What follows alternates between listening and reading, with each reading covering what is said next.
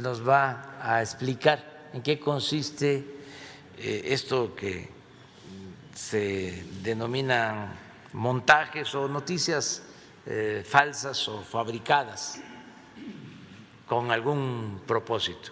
Entonces vamos con Genaro y luego la licenciada Olga Sánchez Cordero va a tratar el tema relacionado con este montaje, con este asunto que vamos a ver ahora.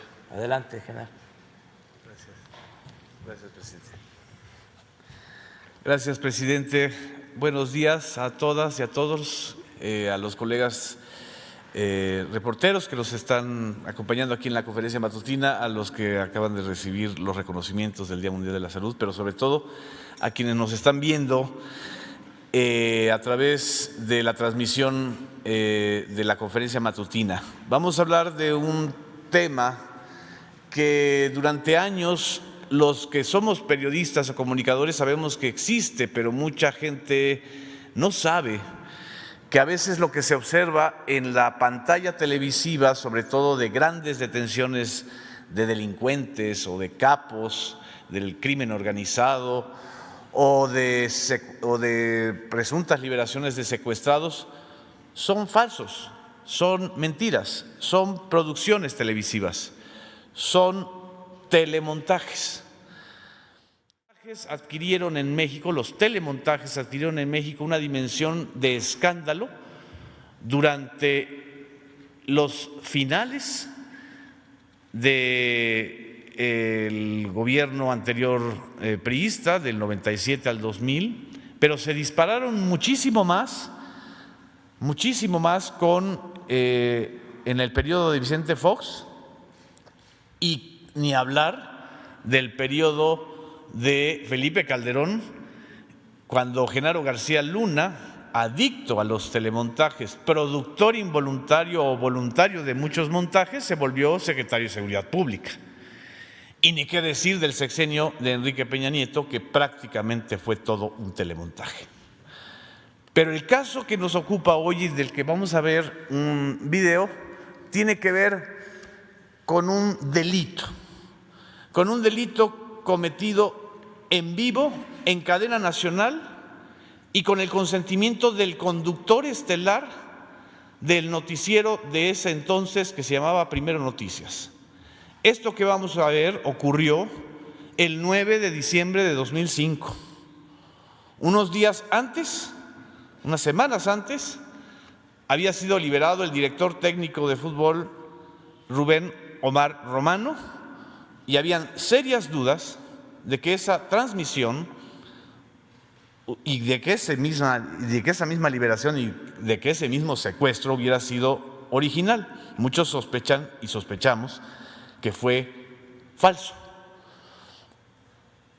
Días antes, en la Cámara de Diputados también se había aprobado una minuta que después, posteriormente, se conoció como la Ley Televisa.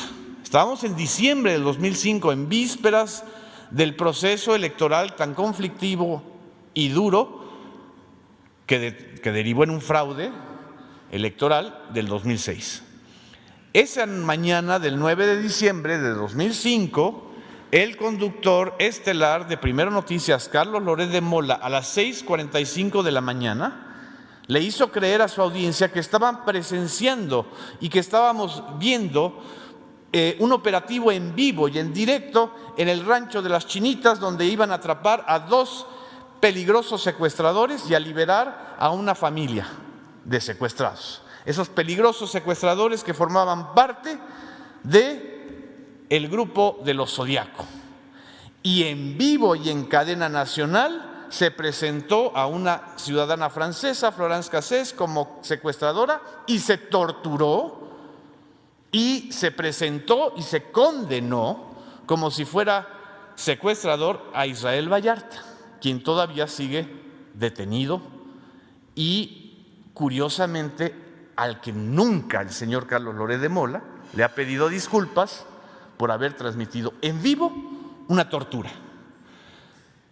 Fue la propia Televisa o la propia empresa Televisa la que dio a conocer días después, en febrero, de que eso había sido un montaje.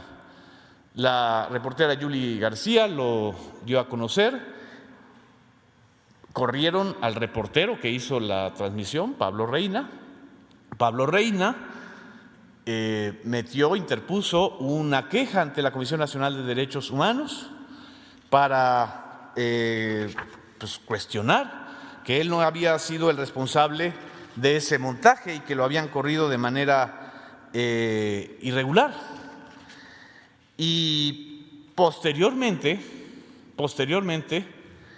dos colaboradores de Loret de Mola dieron a conocer que sí le advirtieron a Carlos Loret de que se estaba violando los derechos humanos de la ciudadana francesa y de Israel Vallarta y de que se estaba cometiendo una grave violación a los derechos de las audiencias al estar engañando en la transmisión. Laura Barranco, colaboradora de Carlos Loret de Mola, ha señalado que en 13 ocasiones le dijo a Loret para ya.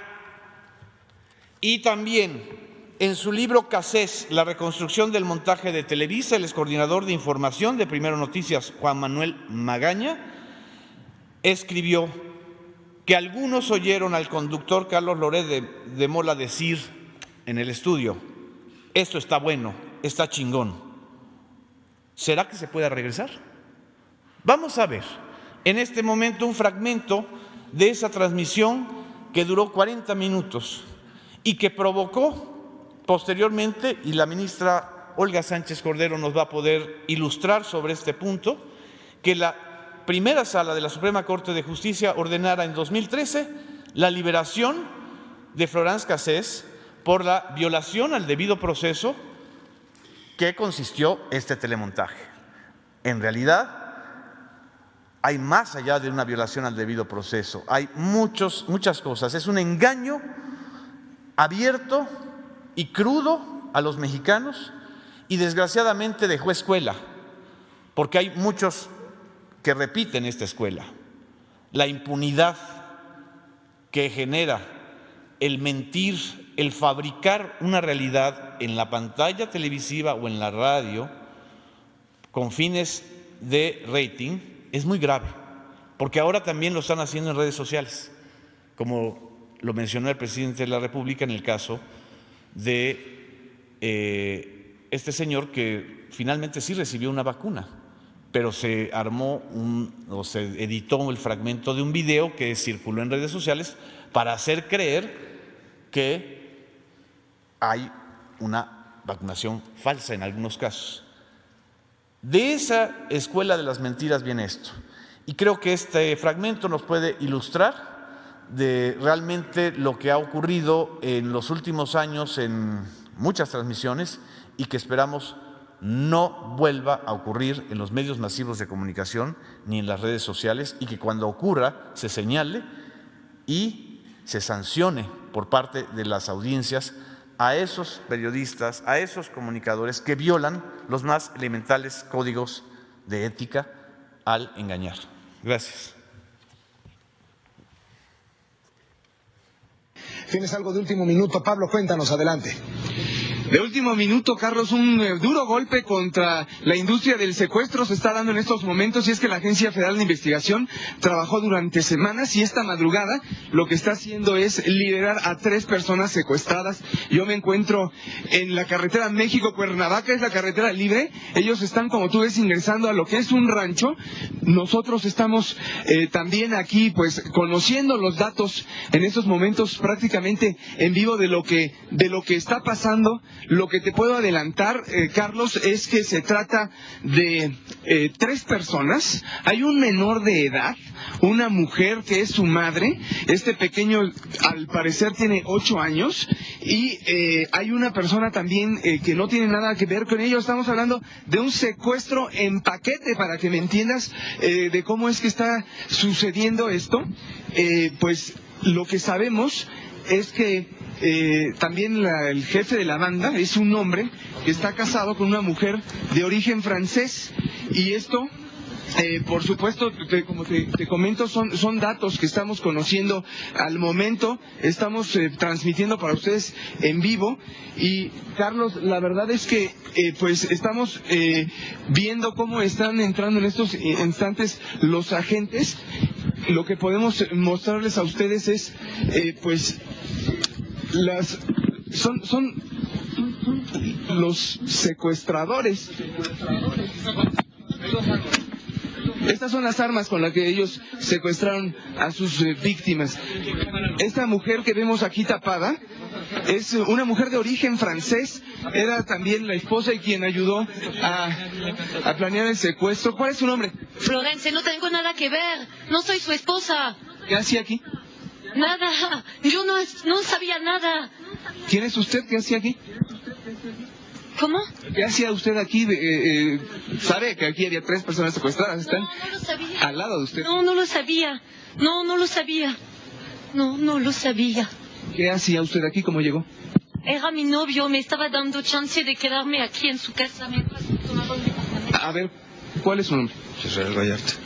¿Es verdad esto? Sí, señor. A ver, platíquenos cómo es que urdió usted este secuestro. No, yo no ordí nada, señor. A mí me ofrecieron dinero para prestar mi casa. ¿Quién? Un tipo que se llama Salustio, señor. Nombre completo. Aquí hay 3, yo no sabía que eran las 3 porque están 3. ¿De dónde, señor? ¿Cuántas personas son? Aquí 3 personas. ¿Usted sabía que debía estar aquí 3 personas secuestradas? ¿Usted participó en el secuestro? Sí, a mí me estaban pagando por eso, señor. ¿Cuánto le pagan? Pues mire, de lo que fuera, no sé, no tengo No, negoció. ¿Cuánto había recibido? lo que me fueran a dar, no sé. Ahora, ¿quiénes son las personas que tienes aquí? No conozco. ¿Hay un menor de edad? Sí. ¿Dónde lo secuestraron? ¿Le duele algo? Sí, señor. Más cerca en la... Usted me pegó. Perdón. ¿Qué le duele? Nada, señor. ¿Quién le pegó? Nadie, señor. A ver, explíquenos desde cuándo tiene secuestradas a estas personas. No sé exactamente, yo tengo 3 semanas que me los trajeron a mí para darme dinero, señor. Vamos a hablar sobre este tema de Florence Cassé. Yo le agradezco muchísimo, están aquí en el estudio con nosotros y se lo agradezco. Genaro García Luna, el director general de la Agencia Federal de Investigaciones, Jorge Rosas, titular de la Unidad Especializada en Investigación y Secuestro de la PGR. Les agradezco que estén aquí con nosotros. Sé que han hecho un trabajo en los últimos años que además se les reconoce en la lucha contra los secuestros. Pero pues la pregunta es, por supuesto, si hay una utilización política del momento en que ustedes dan a conocer los resultados de una investigación. No, de una manera. La Procuraduría General de la República y la Agencia Federal de Investigación no responden a ninguna visión política. Es una acción técnica contra el delito. A petición del señor fiscal, se ingresa al domicilio, se liberan las víctimas, llegan los medios posterior al hecho y sus colegas de los medios nos piden mostrarles cómo fue la intervención al domicilio. Lo que usted ve en el video es a petición de los periodistas que nos piden cómo fue la entrada al domicilio para poder liberar a la víctima. Y es lo que ellos Pero graban. fue el mismo día. Claro. A ver, le invito, vamos a ver la investigación que hizo Julie García. Algunos de los rescates más conocidos durante los últimos meses fueron el del exdirector técnico del Cruz Azul, Rubén Omar Romano, y el de 3 víctimas que fueron liberadas en el rancho Las Chinitas en Morelos. ¿Cuál es su nombre? Florence, no tengo nada que ver. La acusada y su familia aseguran que el escenario del 9 de diciembre fue prefabricado, ya que dicen Florence Cassé fue en realidad aprendida un día antes. Jueves 8 que la PGR me secuestró en el camino y en el camino en la carretera. Me detuvieron todo el día sin decirme nada. Estaba encerrada en una camioneta. Ellos me decían, tú no te preocupes, bien sabemos que tú no tienes nada que ver. Ahora salen muchas mentiras. Se supone que me agarraron el viernes en la mañana en el rancho. Es falso. La Procuraduría niega que se haya montado un escenario.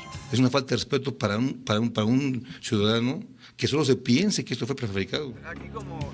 La defensa de Florence Cassé asegura que en un documento oficial escrito por policías federales y enviado al Ministerio Público, los agentes relatan que los presuntos secuestradores fueron detenidos en la carretera. Por lo pronto, los 2 acusados continúan bajo arraigo. Muy bien. ¿O no quieres? Nada más concluir que en 2013, justamente por esto que vimos, en realidad eso es un fragmento, fueron 4 enlaces en vivo lo que se realizó aquella mañana de diciembre de 2005. Y hubo pues muchos comentarios al aire, pero justamente este caso llegó a la primera sala de la Suprema Corte de Justicia el 23 de enero de 2013. Esta primera sala resolvió con el voto de 3 ministros a favor y 2 en contra la liberación de Florence Cassés, y Carlos Loret de Mola afirmó durante una transmisión en 8 minutos que el 9 de diciembre, cito, nos tocó transmitir la información de la captura de Florence Cassés que luego supimos, se trató de un montaje. El montaje, dijo Loret de Mola, implicó una sacudida. Yo no me di cuenta de este mensaje, no me di cuenta de esta trampa, no me di cuenta de este engaño. Eso fue lo que dijo. Gracias. Y le cedo la palabra a la ministra Olga Sánchez Cordero. Muchas gracias. Con su permiso, presidente. Bueno, como ustedes acaban de ver y de analizar este video nuevamente, que me parece muy ilustrativo, porque ustedes pudieron percatarse que antes de entrar el reportero ya estaba diciendo que eran 3 secuestrados, que era una señora con su hijo, y había otro secuestrado, que la secuestradora era de origen francés, que estaba casada con el secuestrador, que era una banda de los Zodíacos. Todo esto que ustedes acaban de presenciar fue antes siquiera de que entraran a la famosa cabaña en donde presuntamente estaban estos secuestradores y los secuestrados. Lo que la primera sala de la Suprema Corte de Justicia, si quieres empezar a pasar, ahí está la línea de tiempo. En realidad, como dijo ahorita Genaro, no fueron detenidos ese día, fueron detenidos un día antes, fueron detenidos en la carretera, iban solamente ellos 2, pasaron todo ese día y toda esa noche hasta que los volvieron nuevamente a trasladar al montaje y fueron detenidos en la carretera México-Cuernavaca. El primer punto de partida para el análisis jurídico fue el parte policiaco. El parte policiaco tuvo que ir siendo, digamos, alterado una y otra vez, porque obviamente si se habían detenido en la carretera un día antes, a las 10 de la mañana, en la México-Cuernavaca, ¿cómo era posible que después tuvieran al día siguiente que decir que no, que los habían detenido en flagrancia en la transmisión en vivo? Y entonces este parte policiaco, que era uno de los pilares que sustentaba el proceso de Florence Cassés y de Israel Vallarta, pues simplemente se desmoronaba por la serie de alteraciones que posteriormente los policías fueron modificando en el parte policiaco. Para empezar a platicar, no había ninguna coincidencia en la forma, en el tiempo y en el modo y lugar en donde habían hecho por primera vez su parte. Aquí está que el 9 de diciembre, el 8 de diciembre, fue detenida con su novio. El 9 de diciembre, entonces un equipo de la entonces Agencia de Investigaciones ingresa al rancho para detener a una presunta banda de secuestradores llamados los Zodíacos, y el operativo se transmitió por televisión abierta. Es importante aquí destacar que lo que acaba de pasar también, y que ustedes fueron testigos, de la declaración de Genaro García Luna, cuando reconoce públicamente que esta detención de los presuntos plagiarios fue una escenificación, lo reconoce, escenificación ajena a la realidad, y que Cassés y su pareja habían sido detenidos desde un día antes de la escenificación televisada. O sea, él mismo declara en televisión abierta que fue un montaje. La Suprema Corte determinó precisamente, y la palabra que utiliza escenificación ajena a la realidad. El 14 y 15